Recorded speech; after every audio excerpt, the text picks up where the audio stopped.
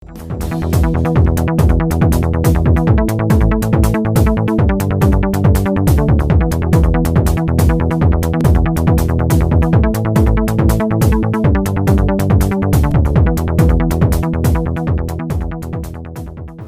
দর্শক, আমন্ত্রণ জানাচ্ছি অর্থ প্রবাহ পত্রিকার ফেসবুক লাইভ এবং ইউটিউব চ্যানেলে উন্নয়নের পথে অনুষ্ঠানটি দেখার জন্যে।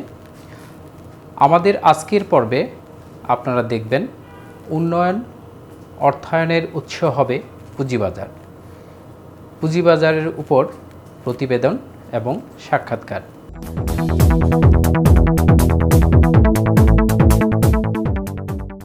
আমাদের আজকের পর্বে সম্মানিত অতিথি হিসেবে উপস্থিত আছেন পুঁজিবাজার বিশ্লেষক এবং পুঁজিবাজার বিশেষজ্ঞ জনাব Masud Khan, FCA, FCMA, chairman Unilever Consumer Care Limited এবং chief adviser Crown Cement group.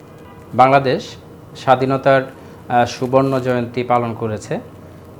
Mujib বর্ষ উপলক্ষে সরকার ঘোষণা করেছে এবং উন্নয়ন অর্থায়নের উৎস হবে পুঁজিবাজার।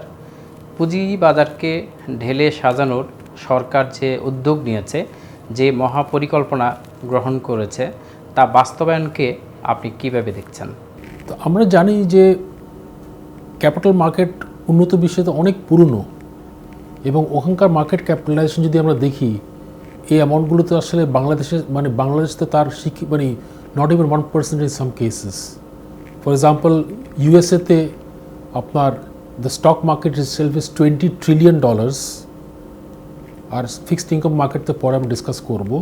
সেই তুলনায় বাংলাদেশে তো অনেক অনেক অনেক কম, আমরা অনেক অনেক পিছিয়ে আছি। এবং আমরা পিছিয়ে আছি আমাদের যে পার্শ্ববর্তী দেশ ইন্ডিয়া, যেখানে আপনার market capitalization as a percent of GDP 71%, ভিয়েতনামের মতন একটা দেশ যেখানে 51%, সেখানে বাংলাদেশে 14 থেকে 17% আমরা এখনও পর্যন্ত হোভার করছি, ঘোরাফেরা করছি।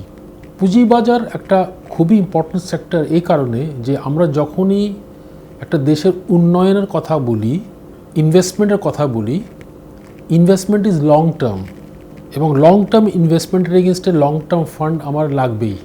এই লং টার্ম ফান্ডের দুটো সূত্র থাকতে পারে, একটা হচ্ছে যে ক্যাপিটাল মার্কেট, আর একটা হচ্ছে লং টার্ম লোন বা বন্ড, যেটা নিয়ে আমরা পরবর্তীতে আলাপ করব। সো লোন তো ব্যাংকিং সেক্টর দিয়ে থাকে, সেখানেও সীমাবদ্ধতা আছে in terms of the টেনার of the loan. আপনি 5 থেকে 7 বছরের বেশি কোনো লং টার্ম লোন ব্যাংক থেকে পাবেন না আপনি, because of the risk profile. So bond market is very important also.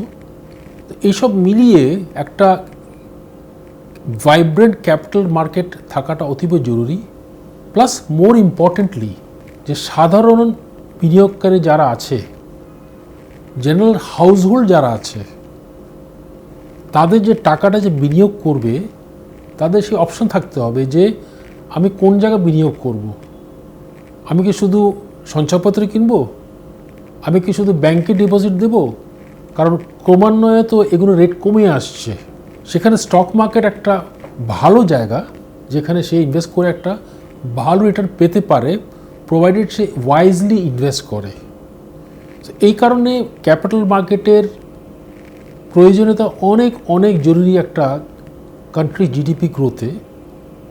কারণ এখান থেকে আমরা যে রিটার্ন পাবো in general, it should be much much higher than the return that I get from সঞ্চয়পত্র or from bank FDR. Yes, there is risk, but আমরা একটা কথা বলি যে আপনি হাই রিটার্ন যদি চান, আপনাকে রিস্ক নিতে হবে। ঝুঁকি ছাড়া আপনি সেরকম হাই রিটার্ন পাবেন না। Stock market is very very important for the development of any country, এবং আমাদের দেশে অলসো যত বেশি মার্কেট ক্যাপিটালাইজেশন বাড়বে, ভাইব্রেন্ট ক্যাপিটাল স্ট্রাকচার হলে উন্নয়নে কাজ দেবে। প্লাস স্মল সেভার্স যারা আছে, এবং অলসো পরবর্তী একটু আসবো in terms of bigger সেভার্স like pension funds, এদের আসলে তখন একটা ভালো একটা অ্যাভিনিউ হবে যেখানে তারা একটা ওয়াইজলি ইনভেস্ট করতে পারবে।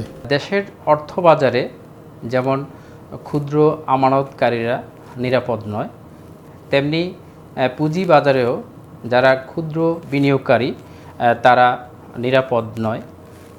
অর্থবাজার এবং পুঁজিবাজারের মাধ্যমে ক্ষুদ্র বিনিয়োগকারী, মাঝারি বিনিয়োগকারী, বৃহৎ বিনিয়োগকারীদের সঞ্চিত অর্থ বাজার প্রক্রিয়া সঞ্চালনের মাধ্যমে আমরা ব্যাপক অর্থনৈতিক কর্মকাণ্ড সৃষ্টি করতে পারি এবং যারা এই সঞ্চয়টা সৃষ্টি করেছেন তাদের হাতেও আমরা প্রত্যাশা অনুযায়ী লভ্যাংশ তুলে দিতে পারি।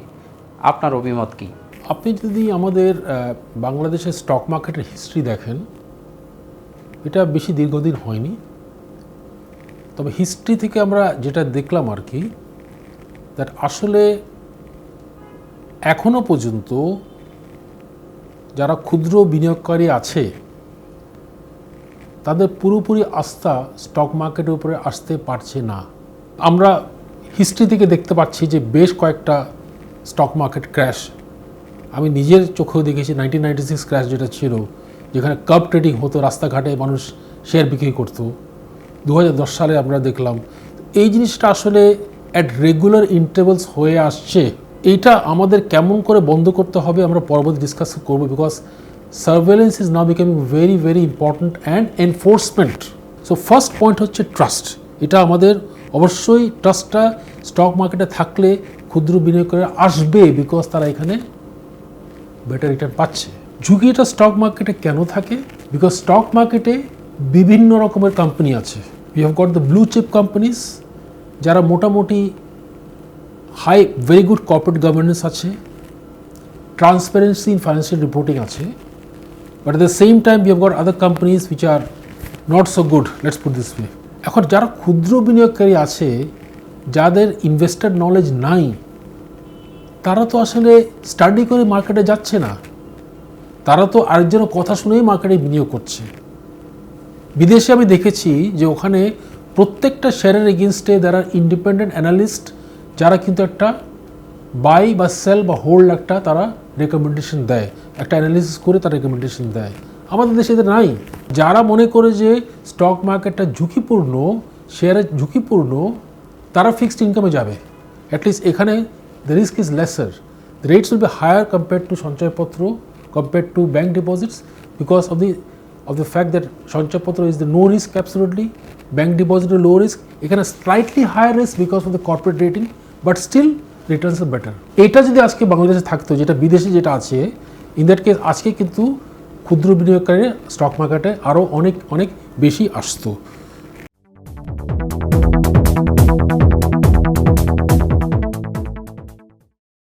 বর্তমানে যারা আইপিওতে অংশগ্রহণ করছে, তারা আইপিওতে যে প্রিমিয়াম থাকে সে প্রিমিয়াম পাওয়ার সাথে সাথে ট্রেড করে বাজার থেকে চলে যায়।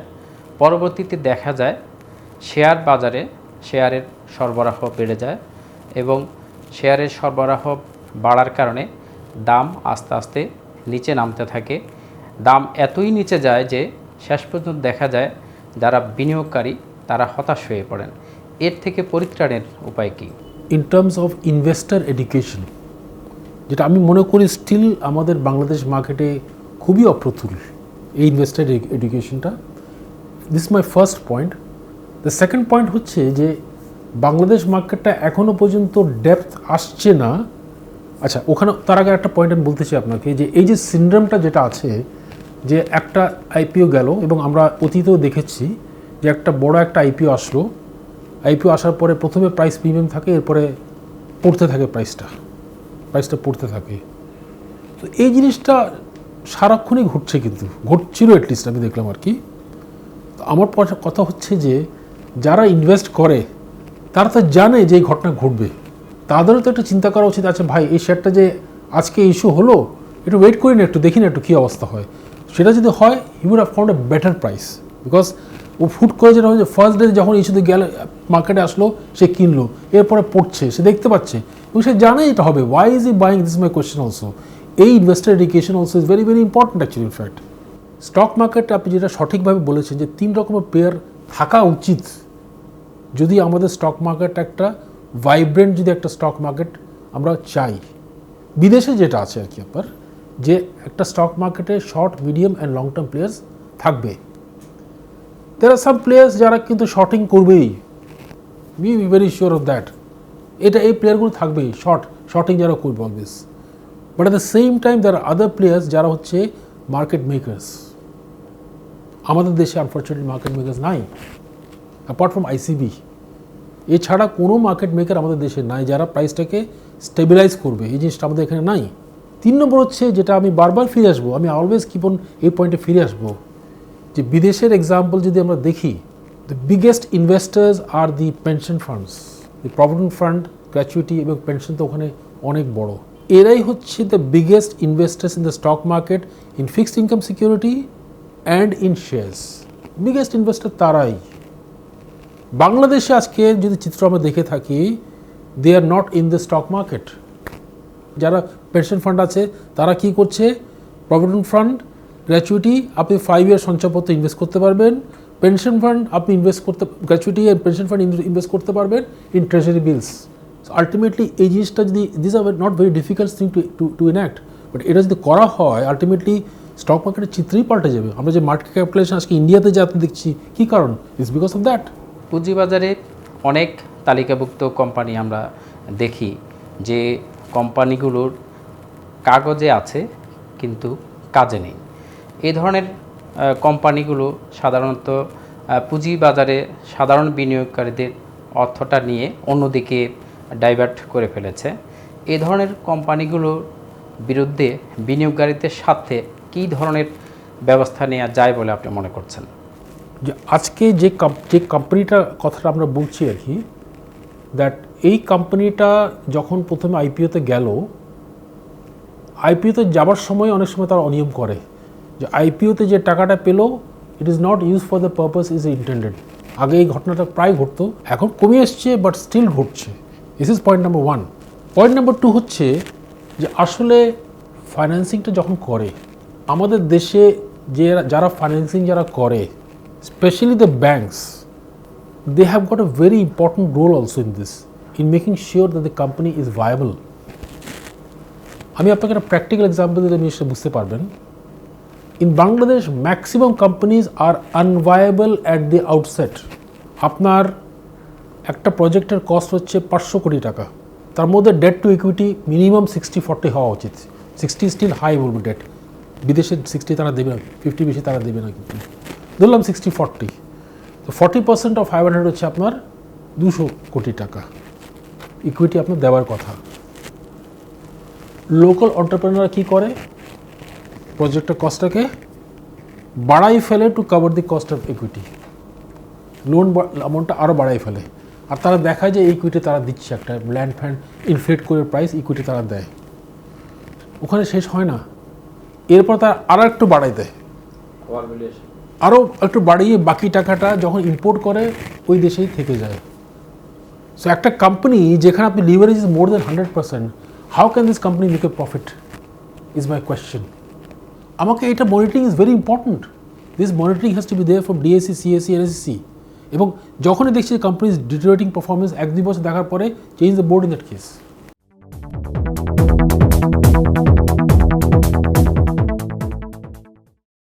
উন্নত বিশ্বের পুঁজিবাজারে আমরা দেখি 70% মতো ফিক্সড ইনকাম প্রোডাক্ট দিয়ে সাজানো। কি আমাদের দেশের যে পুঁজিবাজার আমরা সেখানে দেখেছি মাত্র 14-15% ফিক্সড ইনকাম প্রোডাক্ট রয়েছে। আমরা মনে করি পুঁজিবাজারকে ঢেলে সাজাতে হলে ফিক্সড ইনকাম প্রোডাক্টের সংখ্যা বাড়াতে হবে। Mutual fund, preferred share, zero coupon bond, corporate bond, এই ধরনের প্রোডাক্ট দিয়ে আমাদের পুঁজিবাজারকে সাজানোর প্রয়োজন রয়েছে। আপনার অভিমত কি? উন্নত বিশ্বে fixed income market is more than double compare to the share market.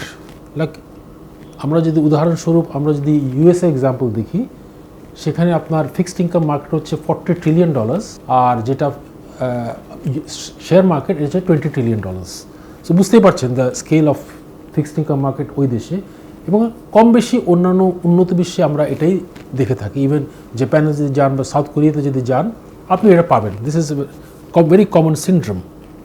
বাংলাদেশে আমরা ইদানিং দেখতে পাচ্ছি যে প্রাইভেট বন্ড এখন একটু প্রচলন হয়েছে। কোথায় কোথায় হয়েছে আমি আপনাকে বলি। 1 নম্বর হচ্ছে zero coupon bond, became very very popular with corporates also, অনেকগুলো বড় বড় corporate zero coupon bond issue করেছে। এরপর the banks jumped into the band wagon, tier ওয়ানে মেইনলি পারপেচুয়াল বন্ড তারা ইস্যু করলো, আর টিয়ার টুতে সাবঅর্ডিনেটেড বন্ড তারা ইস্যু করা স্টার্ট করলো। এবং এটা খুব মজা, এক ব্যাংক বিক্রি করলো আরেক ব্যাংকে, পরে ও যখন রেস করছে এর কাছ থেকে কিনছে, তো ভেরি নাইস। এটা এই কারণে পিক আপ করলো আর কি আপনার। বাট আপনি যদি বিদেশে যান, we are all talking about public bonds, we are talking of government bonds, we are talking of municipal bonds which is bought by the general public directly. These are not private bonds at all. The biggest market is that actually in fact. বাংলাদেশে এখন যেটা হয়ে গেছে যে এক নম্বর হচ্ছে যে আমি যদি বন্ড ইস্যু করতে চাই, স্পেশালি পাবলিক বন্ড, আমার মিনিমাম 6 months লাগবে টু গেট অ্যাপ্রুভাল। আর ব্যাংকের লোন নিলে তো সিন্ডিকেটেড লোন 2 মাস বা 3 মাসের মধ্যে আমি লোনটা পেয়ে যাচ্ছি। So first is the is of getting the loan. The second very important point is the cost of raising bonds. আপনি যদি হিসাব করে দেখেন, ইভেন উইথ রিডিউস কস্ট, একসময় তো আমরা বলতাম বন্ড মার্কেট, আপনি স্ট্যাম্প ডিউটি তখন ছিল 2%, the stamp duty was 2% of the bond value. কোন পাগলে গিয়ে আপনার বন্ড তাহলে ইন দ্যাট কেস ইস্যু করবে পাবলিক বন্ড? পরবর্তীতে ইট ওয়াজ রিডিউস টু 0.1%। এটা সত্ত্বেও আপনি সব ফিজ যদি ধরেন, the fees will come to 1.5 to 2%, not small cost. এছাড়া তো আপনার ক্রেডিট রেটিং কস্ট আছে, অডিটার্স ফিজ আছে, প্রিন্টিং অফ প্রসপেক্টাস আপনার আছে, নোটিস ফিজ আছে, লটারি কন্ডাক্টিং ফিজ আছে, এগুলো তো আছেই। তো ultimately the cost of raising fund is becoming very high. আমি যে ব্যাংক থেকে তো এই কস্ট আমার লাগছে না, তো so why will I go for bond is the first question. Number 2 হচ্ছে যেটা আমরা দেখে থেকেছি যে the competition between private deposits and সঞ্চয়পত্র। যে সঞ্চয়পত্রের রেট যত বেশি আপনার থাকবে, অলদো সঞ্চয়পত্র একটা ক্যাপ একটা আছে, but still is a competition against private sector public fixed deposit. আজকে লেটস সে বাংলাদেশে আপনি ট্রেজারি বিল কিনতে চান, অ্যাজ এ পাবলিক আমি ট্রেজারি বিল কিনতে, because I want to be একটা সেফ ইনভেস্টমেন্ট করতে চাই একটা, লেটস সে। বা আমি আজকে লেটস সে স্টক মার্কেটে বন্ড আমি ট্রেডিং স্টার্ট করলাম, but still where is digitization. আমাকে তো আলটিমেটলি গিয়ে ওয়েবসাইটে ঢুকে গিয়ে ব্রোকারের মাধ্যমে এক্সেট্রা করতে হয়। এই দেশে তা খুব সহজ, আপনি অ্যাপ দিয়ে you can just start transacting actually fact. আপনার বিও অ্যাকাউন্টটা আছে, আপনি গিয়ে অ্যাপ দিয়ে করলেন। তো is is far more in terms of trading in bonds, in trading in shares বিদেশে আর কি। আপনি using a mobile phone only just to transact. এই ডিজিটাইজেশনটা আমাদের অবশ্যই লাগবে। বাট জেনারেল পাবলিক যারা আছে, কজন বন্ড সম্বন্ধে জানে আমাকে বলেন একটু। Even I found that corporate houses they lack idea about bonds. এখন আস্তে আস্তে না একটু কথা আসছে বন্ড নিয়ে, বাট এর আগে বন্ড নিয়ে আমি কথা বলতাম, তারা কিন্তু ব্ল্যাঙ্ক ছিল যে ওটাই টকিং অ্যাবাউট স্যার বন্ডটা কী জিনিস। এই বন্ড তাদের they don't know about bond. আর পাবলিক তো দূরের কথা, they don't know about bond. আপনি বন্ডের মার্কেটে এখন আসবেন, আলটিমেটলি এই এডুকেশনটা আপনার লাগবে। অ্যান্ড ফাইনালি একটা কথা বলতে চাই, যেটা আমি আগেও বলেছি, আপনাকে এই বন্ড মার্কেট আরও ডেভেলপমেন্ট করার জন্য যদি আমরা ফিউচারে আসি, আপনাকে এই প্রভিডেন্ট ফান্ড, গ্র্যাচুইটি, পেনশনকে আলটিমেটলি ডিরেগুলেট করতে হবে in terms of investing. You have to bring regulation change, otherwise আপনি এটা পারবেন না। ভলিউমটা আসবে ওখান থেকে আপনার। আমাদের যারা শিল্প, ব্যবসা, কর্পোরেট গ্রুপ আছেন, তারা এখনও ব্যাংক ঋণের উপরেই নির্ভরশীল। কিন্তু প্রয়োজন হচ্ছে ব্যাংক থেকে তারা চলতি মূলধন নেবে, ইকুইটির অংশটা নেবে পুঁজিবাজার থেকে। যারা কর্পোরেট গ্রুপ রয়েছেন, তারা যদি পুঁজিবাজার থেকে ইকুইটি সংগ্রহ করে, তাহলে কিন্তু পুঁজিবাজারের ডেপথ অনেক বাড়ে। আপনার অভিমত কী? অতীতে দেখে এসেছি যে ধরেন আমার ইকুইটি রেজ করার জন্য যেরকম পেইন আমাকে ফেস করতে হতো in terms of the long period of getting the approvals একসময় ছিল, cost of raising fund was very high as far as equity is concern. এই পেইন পয়েন্টগুলো আমাদের প্রথমে অ্যাড্রেস করতে হবে, বিকজ প্লাস অলসো যারা ভালো কর্পোরেট যারা আছে, তারা যে পুঁজিবাজারে আসবে, কেন আসছে না, অলসো আপনাকে এটাও চিন্তা করতে হবে। আপনি যদি দেখে থাকেন, ম্যাক্সিমাম ভালো কোম্পানি এখনও পর্যন্ত পুঁজিবাজারে আসে তারা নেই। যারা পুঁজিবাজারে আসে, যারা স্টক মার্কেটে আসে, তারা জানে যে তাদের the level of compliance will go up. So compliance বাড়বে, সার্ভেলেন্স বাড়বে তাদের ক্ষেত্রে। তার সমস্যা যেটা হয়ে যাবে যে listed company versus unlisted company, ওইখানে একটা ট্যাক্সের ইস্যু এসে যায় অ্যাকচুয়ালি। ইনফ্যাক্ট উদাহরণস্বরূপ একটা প্র্যাকটিক্যাল এক্সাম্পল দিলে আমি বুঝতে পারবেন যে একটা লিস্টেড কোম্পানি এক্স স্টক মার্কেটে আছে, তার gross profit ratio is around 14-15%, let's say. But একই সেম ইন্ডাস্ট্রির আরেকটা সিমিলার কোম্পানি আপনি দেখবেন যে তার ট্যাক্স রিটার্ন হচ্ছে 6-7%। This listed company is in a problem, level playing field নাই। Same with VT as well also, এখানেও কিন্তু একই ইস্যু। তো এই ইস্যুগুলো কিন্তু থেকে যাচ্ছে এবং আলটিমেটলি ঘুরে ফিরে আমরা ওখানে এসে যাচ্ছি যে আমরা যদি এই লেভেল ফিল্ড যদি এনশিওর না করতে পারি, it's going to be difficult for good companies to come to the stock market for the real reasons আর কি। আপনার অনেক কোম্পানি আসছে, বাট অনেক কোম্পানি আসছে not for the real reasons. অনেক কোম্পানি আমরা পাস্টে দেখেছি যে টাকাটা নিয়ে এসে তারা ডাইভার্ট করে ফেলেছে। আমরা সেটা চাই না, আমরা চাই responsible good companies to come in to the stock market for the right reasons, and they have to be incentivised as well. Because আজকে যে 7.5% আপনার ডিফারেন্স আছে in terms of corporate tax, এটাকে আপনার আরও বাড়াতে হবে because of this compliance issue. Because ও তো একটা আনইভেন প্লেইং ফিল্ড আছে, তাকে তো কম্পেনসেট করতে হবে because of the uneven playing field. আপনাকে এটা আরও বাড়াতে হবে।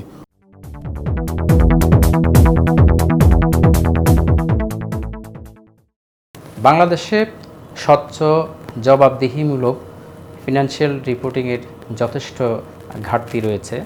আমরা দেখেছি বেজেল 2, বেজেল 3-তে ক্যাপিটাল রিকোয়ারমেন্টের জন্য আমরা দেখেছি সেখানে ক্রেডিট রেটিংয়ের ব্যবস্থা করা হয়েছে, ইন্টারনাল রিস্ক গ্রেডিংয়ের ব্যবস্থা করা হয়েছে। কিন্তু তারপরে আমরা দেখছি যে স্বচ্ছ জবাবদিহিমূলক যে অডিট রিপোর্ট এবং ফাইন্যান্সিয়াল রিপোর্ট, সেটা কিন্তু যথেষ্ট অভাব রয়েছে। বাজারে যদি স্বচ্ছ ধারণা দিতে হয় তাহলে ফাইন্যান্সিয়াল যে অ্যাক্ট, রিপোর্টিং অ্যাক্ট রয়েছে, এর যথাযথ বাস্তবায়নের প্রয়োজন রয়েছে। এ বিষয়ে আপনার মন্তব্য কী? Absolutely correct. এবং আমরা আমাদের অ্যাজ প্র্যাকটিশনার্স আমরা যেটা ইন দ্য পাস্ট দেখেছি, একটা company say one set of accounts করে for the bank, one set of accounts করে for the tax, and one set of accounts করে for his own management reporting. একটা ভালো step আমি মনে করে নিয়েছে যেটা Institute of Chartered Accounts Bangladesh, যেটা ডকুমেন্ট ভেরিফিকেশন সিস্টেম তারা ইন্ট্রোডিউস করেছে, which is a very very good step out say. যে একটা অডিট হওয়ার পরে ডেটা বেসের মধ্যে ঢুকে গেল, নাম্বার একটা পড়ে গেল, এই নাম্বারটা এনবিআরকে তারা জানিয়ে দিচ্ছে এটা হচ্ছে নাম্বারটা। So you can't have another set of accounts. এটাই কিন্তু ultimately one set of one number হয়ে যাচ্ছে আপনার as far as the corporate house is concern. He can't have a separate accounts for let's say tax purposes. But এটা শুধুমাত্র তারা এখন পর্যন্ত করেছে only with National Board of Revenue, nobody else. আমার মতে এটাকে আরও এক্সপ্যান্ড করা উচিত। কীরকম? একটা হচ্ছে register of joint stock company, যেখানে সব কোম্পানি ফাইলিং করছে, এখানেও কিন্তু ডিভিএস থাকা উচিত, শেয়ারিং করা উচিত আর কি ইনফরমেশনটা আপনার। Banks also, all banks should have access. আমাদের আলটিমেটলি এই স্বচ্ছতাটা আসলে অনেকটা এটা কমে আসবে, যে one set of numbers, this is first part. But এটাতে কিন্তু যে পুরোপুরি সলভ হবে তা না, যে আমি বলবো যে হ্যাঁ ওয়ান সেট অফ নাম্বারস এসছি, অডিটেড রিপোর্টটা দেখাচ্ছে ওয়ান সেট অফ নাম্বার সব জায়গাতে, but does it mean that I have got transparent financial reporting? No, I can still doctor my accounts. আমার অ্যাকাউন্টসটা স্টিল আমি কিন্তু ডক্টর করতে পারি। সো এইসব ক্ষেত্রে যারা অথরিটিস যারা আছে as far age DSC, CSC as well as PSC is concern, এখানে তাদের আরও ফাইন্যান্সিয়াল লিটারেট, এখন তো এফআরসি এসে গেছে, তারাও দেখছে এখন কিন্তু, এবং ডিএসসি, সিএসসি, এসএসসি আরও ফাইন্যান্সিয়াল রিপোর্ট রিলেটেড পিপল থাকতে হবে। বিকজ আমরা যখন একটা অ্যাকাউন্টস দেখি আমি বুঝতেই পারি যে দিস ইজ ডক্টর অ্যাকাউন্টস। অনেকগুলো অ্যাকাউন্টে দেখছি যে আপনার 7 মান্থসের আপনার অ্যাকাউন্টস রিসিভেবল, 8 মাসের আপনার অ্যাকাউন্টস, এই আপনার ইনভেন্টরি, ইটস নট পসিবল। তার মানে accounts has been doctor actually. এইগুলো যদি সার্ভেলেন্সটা বাড়ে এবং এদেরকে যদি দে আর বট টু টাস্ক, তাহলে পিপল গেট কেয়ারফুল যে না আসলে কিন্তু আমার অ্যাকাউন্টসের স্ক্রুটনি হচ্ছে কিন্তু। এবং এদের মধ্যে একটা কোঅর্ডিনেশন থাকতে হবে between let's say FRC, DSC, CSC and SSC. একটা কোঅর্ডিনেশন থাকলে, এবং এই কোঅর্ডিনেশন থাকলে, এবং যদি এটা আরও যদি আপনার স্ক্রুটনাইজ হয় অ্যাকাউন্টসগুলো, get much more careful in terms of financial reporting. আপনি দীর্ঘদিন বিদেশি কোম্পানির অর্থ ব্যবস্থাপনার দায়িত্ব ছিলেন। আপনার মাধ্যমে অনেক বিদেশি কোম্পানি পুঁজিবাজারে তালিকাভুক্ত হয়েছে, এবং আমাদের দেশের যারা ক্ষুদ্র বিনিয়োগকারী তারাও আপনার মাধ্যমে যে ইস্যুগুলো এসেছে এই কোম্পানিগুলোর থেকে তারা প্রত্যাশা অনুযায়ী যথেষ্ট ডিভিডেন্ড, স্টক, বোনাস তারা কিন্তু পেয়েছেন এবং প্রত্যাশা এবং প্রাপ্তির মধ্যে যে দূরত্ব সেখানে অনেক কম ছিল। আমাদের দেশে এখন আরও বেশি বিদেশি কোম্পানির শেয়ার পুঁজিবাজারে তালিকাভুক্ত হওয়ার প্রয়োজন রয়েছে। এ বিষয়ে আপনার মতামত কী? মানে যারা লিস্টেড কোম্পানি, আরেকটা সমস্যা যেটা ফেস করে থাকে প্র্যাকটিক্যালি আমি দেখেছি আর কি আপনার, যে অনেক সময় যেটা হয় যে আমাদের রেগুলেটর যারা আছে তারা একটু অতি উৎসাহী হয়ে যায় আর কি আপনার। একটা এক্সাম্পল দিলে বুঝতে পারবেন যে ধরেন আমাদের যখন ফাইন্যান্সিয়াল রিপোর্টিং হয় আর কি, quarterly financial reporting, half yearly financial reporting, তারপর ইয়ারলি ফাইন্যান্সিয়াল রিপোর্টিং যেটা হয়ে থাকে, আসলে IFRS IAS যেটা বলে থাকছে আর কি আপনার, যে ইয়ারলি ফাইন্যান্সিয়াল রিপোর্টিংয়ে যে লেভেল অফ ডিসক্লোজার আমার লাগবে IAS IFRS ফলো করাটা, for interim financial statements it is a condense form of reporting, condense form থাকতে পারে আপনার। বিকজ আপনি যদি it's a very expensive exercise, long অনেক সময় লাগছে আপনার একটা ফাইন্যান্সিয়াল রিপোর্টকে ড্রপ করতে, যদি ফুল ডিসক্লোজ যদি করেন। এই জন্য তারা IAS 34 যেটা করেছে যে ইন্টারিম ফাইন্যান্সিয়াল রিপোর্টিং, যেটা কন্ডেন্স ফর্মে আপনি দেবেন। বাংলাদেশে আমি দেখেছি যেটা দিলেই কিন্তু তারা প্রশ্ন করে আপনি এটা ডিসক্লোজার দেননি, ওটা ডিসক্লোজার দেননি। তো আই থিঙ্ক এই জিনিসটা তাদের কমাতে হবে। এই যারা ফরেন কোম্পানিজ তারা আছে তারা কিন্তু এগুলো দেখে কিন্তু, যে ভাই আমি যে যাবো স্টক মার্কেটে গিয়ে আমি ফার্স্ট অফ অল ক্যাপিটাল কেন রেজ করবো ইন দ্য ফার্স্ট প্লেস। কারণ নাম্বার ওয়ান হচ্ছে যে যারা মাল্টিন্যাশনাল কোম্পানি যারা আছে আর কি আপনার, for them capital is not an issue. ওরা তো ক্যাপিটাল ওদের দেশে রেজ করতে পারছে তারা।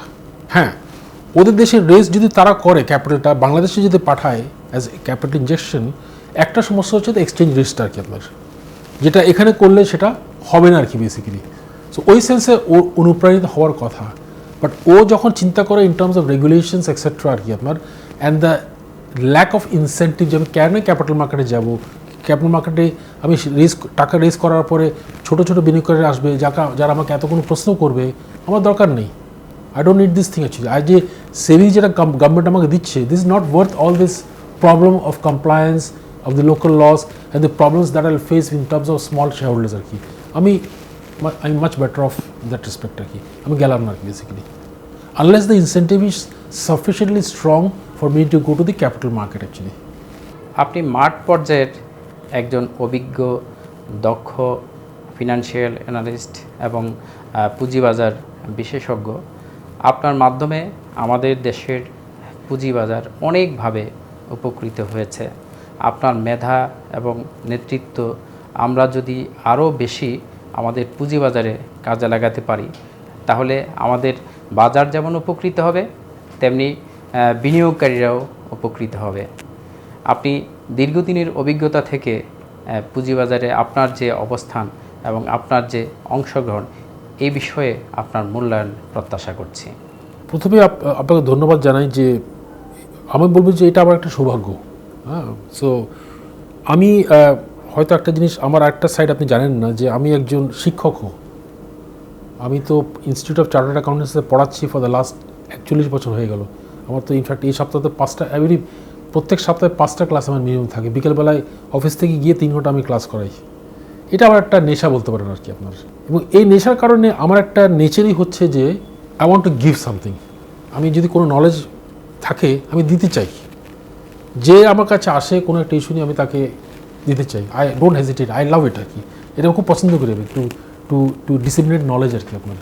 তো আমাকে যদি কেউ যদি ইনভাইট করে যে ভাই একটু কিছু বলেন, আই লাভ ইট, বিকজ আমি মনে করি যে একটি সোসাইটিকে আমি কিছু দিতে পারছি। এবং আজকে যে আপনি ইন্টারভিউটা নিলেন আমার কাছ থেকে আর কি, is also a knowledge distribution session for everybody. কারণ এখন তো সব কিছু ইলেকট্রনিক যুগ। আপনি এটা ইউটিউবে দিয়ে দিলেন, people can listen to what I am saying actually in fact. So আমি মনে করি যে ফর মাই সাইড আমার যেটা ক্ষুদ্র জ্ঞান আছে, আমি এটাকে আলটিমেটলি কিছুটা আমি সোসাইটিকে আমি দিতে পারছি আর কি আপনার। এটাই হচ্ছে আমার পাওয়া, এটা আমার চাওয়ার কিছুই না। যখন আমার স্টুডেন্টরা আমাকে বলে যে স্যার আপনার ক্লাস করে বই ধরতে হয়নি, এর থেকে বড় জিনিস আর কিছু পাওয়া নেই আসলে, কিন্তু আমি মনে করি বেসিক্যালি।